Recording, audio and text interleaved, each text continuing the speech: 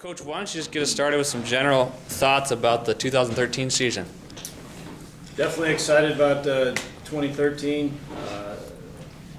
A new roster, basically. A lot of new faces. A new head coach, obviously, but you know, it's the same style that's been done here in years past.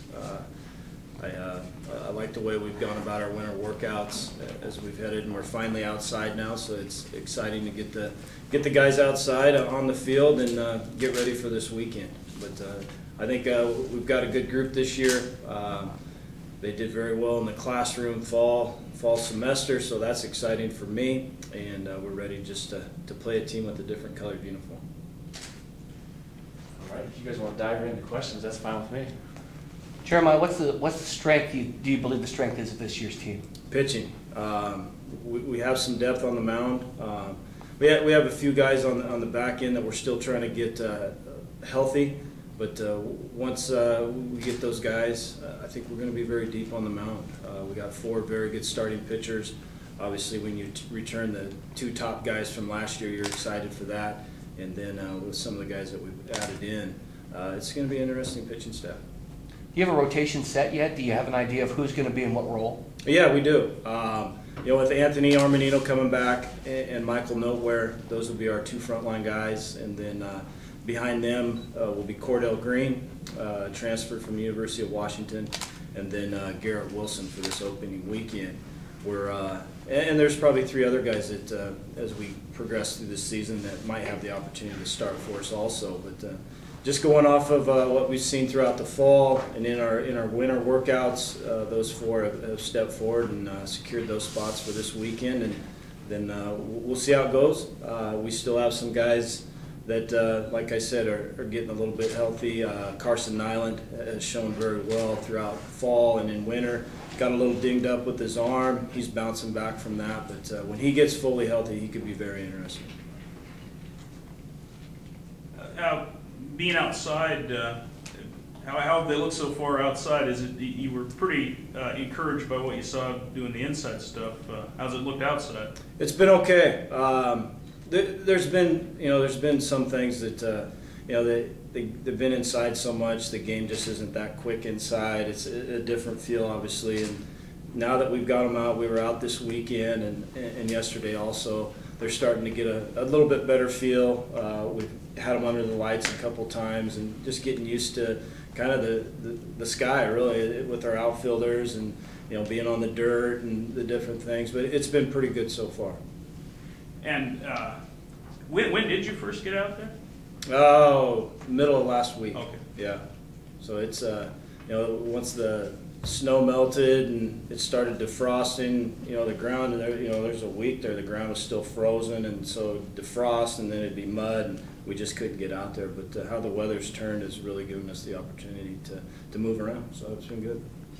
Just last week I was reading that you said that the press release said that the infield, basically there is a lot of depth there. Do you have that set as far as who's going to be starting there? Is that still, you said there's still a lot of people vying for starting spots. Is that still the case? Yeah, some positions have been set. We just got hit a little bit yesterday with our starting shortstop went down with a broken hamate bone in his hand, so we'll be without him this weekend. So we're going to have to move some guys around a little bit. I guess that's the good blessing. With having depth, we can move some guys, but I think third base is solidified with Ryan Sells. He'll be our third baseman. And then Brady Steiger at first base. We're going to have to move Brian Corliss, I believe, over to second, or from second to shortstop. So we're kind of seeing what's going to happen at second base a little bit. A few more things to do before Friday to see who our outfield's going to be. Kyle Kanigi will be in our outfield, as well as Cody Lavallee. We're still trying to see who's going to pencil in there for center field. But yeah, for the most part, our lineup's ready to go. Who was injured? Who was the shortstop? Cody Weiss. And I can't wait till he's healthy, because you're going to see a very, very good shortstop. I know, talking with the assistant coaches, he ranks right up there with some of the better ones that have been through this program. He was here in 2011, was injured, missed last year. He'll be there. It is a break. not a major one. I think he's going to bounce back and hopefully have him for the next weekend series. Really, he could be back.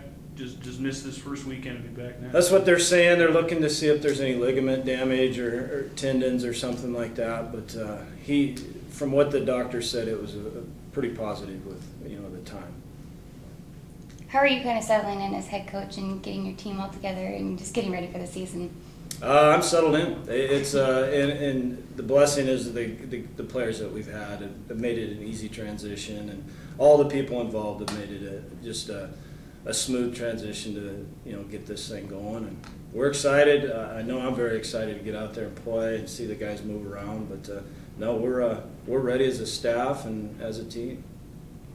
Jeremiah, you got the job in June. Some of the recruiting was obviously wrapped up at that point. How much of the recruiting were you responsible for with this year's class? Oh, there's a very small portion. Probably five to six guys maybe. A lot of the familiarity with who else he recruits and who I recruited at Western Oregon, it kind of crossed paths a lot. So I was familiar with some of those. The Southern California guys, those guys were all recruited from Coach Pick and Gus. So, but there's definitely familiarity in the Northwest. Has it been pretty competitive for playing time? Very competitive.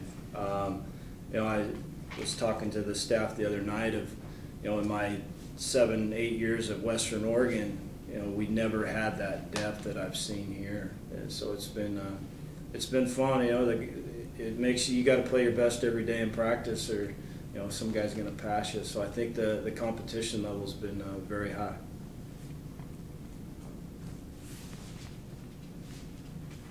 Hey, Coach, you can talk about the schedule a little bit. One thing that, of course, jumps off the page is the trip to Florida. Can you talk about that a little bit? Yeah. Anytime you play 6 games in 6 days, there's going to be some adversity, and then you add in the fact that you're in Daytona Beach. It's going to be a bit complicated road trip. But to get over there and play Embry-Riddle, right now they're number 7 and we're number 8. So to get over there and definitely show our worth to them and take care of business over there. We got a couple games with some teams over there. I believe St. Edwards and Weber State, which will be it'll be good to get our guys on the road and in some adverse conditions. I think the weather will be good, but just the atmosphere will be a little bit different. Any time for any fun? Check out a spring training game, or is it just go, go, go? We're going to go over there and play baseball. The more active we keep them, making them to be better baseball players, and obviously our ultimate goal is the national championship. So to stay focused with that, and there'll be some downtime probably to go see some sights and sounds of Daytona Beach, but it'll be very limited. Catcher was a spot, Jeremiah, up in the air. Where are you at with it right now? Still up in the air. Okay. Yeah. We've narrowed it down to about 3 right now. Which one of the 3? We still don't know. We got a few more things to do heading into Friday.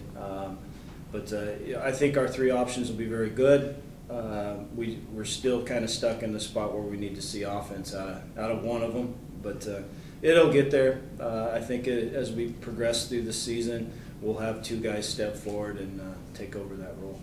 Going along with that, is that having to do with injuries as well? One of them is, yeah. Actually, 2 of them are. The returner, Kevin Hawk, he missed basically all of fall. And then the player I brought in, Kyle Blackwell, he missed all of fall. So those 2 getting their legs back underneath of them, getting them completely healthy is something we're watching as we go through it. Jeremiah, 17 pitchers listed on the roster. In these early season tournaments, are you gonna kind of limit innings or predetermined splits, that kind of thing, to get more guys time, or are you gonna get them as many innings as they can go? Yeah, we'll definitely be on a pitch count with our 4 starters and then guys coming in out of the pen too. But we want to see what we have early, and this will these next 3 weekends at home. I think that's a good schedule to be at home. And we'll definitely get to see, and we'll run out a lot of arms as we go through. I would imagine that you probably have some familiarity with this region, the NAIA teams that you're going to face this weekend and next weekend along with Central Washington.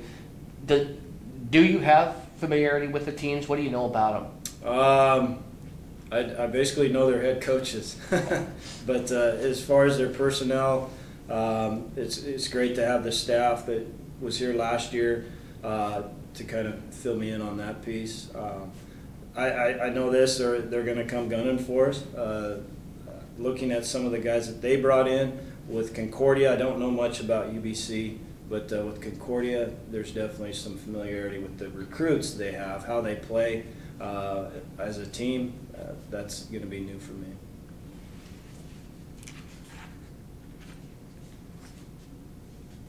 Coach, I was curious about the top of the lineup. And the past couple of years, there's been some fluctuations, 2, 3, 4, 5. Do you have some guys who you think are going to hold down one of those spots and throughout the whole season? Kyle Carnegie will be in the top of our lineup somewhere, 1, 2, or 3. Brady Steiger will be in the top of our lineup. I would put him as our 3-hitter right now. He's shown the most consistency through the fall and winter. Eric Peterson is a returner. He's shown signs of a lot of offense. We'll see how it goes with his mentality a little bit. But, those two jump out. Cody Lavallee, now that he's healthy, he missed the back end of fall. He's really progressed as a hitter, possibly in that 5-hole because he can run a little bit and he's got a lot of power. So, but Kyle Carnegie and Brady Steiger would be the 2 front runners to be names that you'll see in that lineup every single day. What is the strength of the offense? Are you guys going to be, I don't know, not small ball, but what do you look to get out of the offensive team? Are you going to run a lot? Do you have that capability? I think we have the capability to run a lot. I don't know, and the reason why that is, I think we got a doubles team. We don't have a big home run team. But these guys have shown that they can wear out the gaps a little bit, and which I get excited about. Not having a lot of team speed, but enough that we can kind of progress through a game with a small ball approach early, and then open it up late. But this team has shown a lot of doubles. We've had a lot of doubles in the fall, and even in these early workouts in the winter. Do you, with the guys, do you talk a lot about the ultimate goal, a World Series title, or do you not really look that far ahead with them? I think the biggest thing that we've focused on is leaving their legacy. When you start really looking at, and the history of LC State baseball can be very intimidating to a player or a new coach, and as you look at it, and we're just looking at leaving our legacy, the 2013 legacy, and obviously we want number 17. We have focused on that. We put 17 on our board downstairs. It's on all our practice plans, and it's something that that ultimate goal is that national championship. We're going to have our ups and downs along the way, but we're definitely going to do it right and play respectable baseball. On a lighter note, within the locker room, do you guys have any type of traditions already starting as you coming in as a new coach? Like any sayings, any songs, anything like that kind of get the team fired up? None that I'm aware of. Okay. We wear our shoes blacked out. I don't know if that's something they've done here. Our shoes are all blacked out. We're pants up. Some traditions that I've liked since I've been in the game. But as far as that kind of stuff in the locker room, I'm trying to stay out of the locker room as much as possible. Fair enough. I peek in there every once in a while to make sure it's clean. But, they're doing a good job on that. There's no real sayings or motto for this year. I mean, these guys know what they came to at LC, and it's that May 24th through the 31st that we'll keep pushing forward to. And like I said, we're going to have some bumps and bruises along the way, but we'll definitely prepare ourselves for that national championship. Has anything about this job surprised you since you took it? Not really. Like I said, with the transition and the players and the assistant coaches and kind of everything involved, nothing's been a real surprise. The geese on the field for a week, that was a big surprise. So there's about 500 geese out there. So that was the biggest surprise that I've had so far, which is pretty good.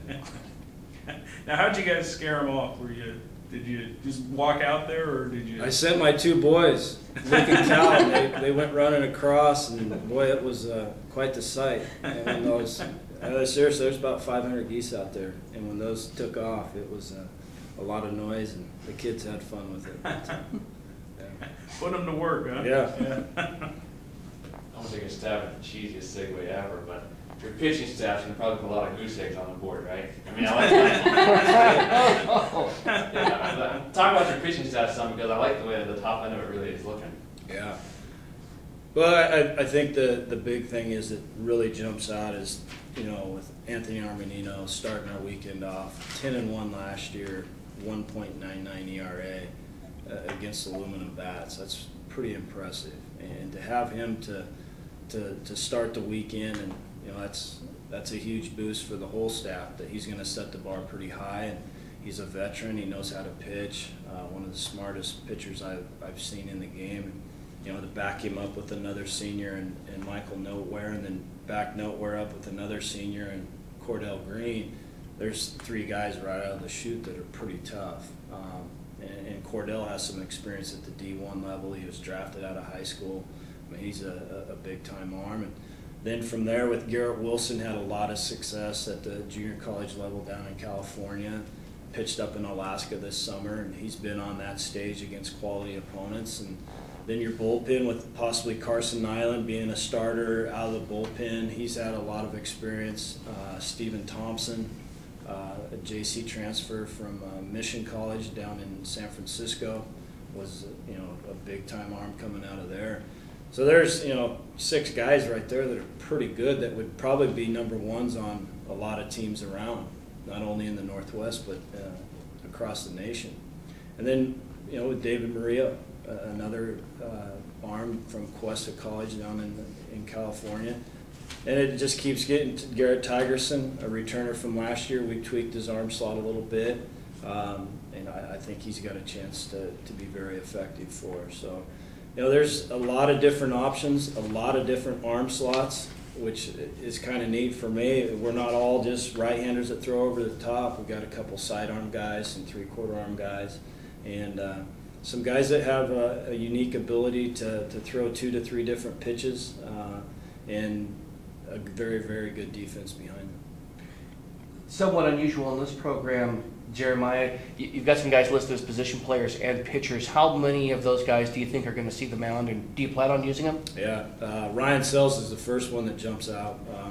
He was the NWAC Player of the Year last year from Everett Community College. Was 8-1 on the mound, and I believe he hit 415.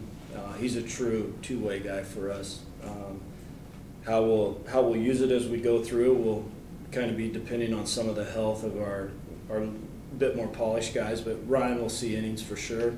Sal Arena is another one that I think he might have been a 2-way guy last year a little bit. He'll pitch for us. Right now I'd say he's our closer. Then he'll work out of that DH spot down there. Looking at your schedule, Jeremiah, the February 23rd, 22nd, 23rd, and 24th, you're going to face your old team. Have you given any thought to what that'll be like for you? Not really.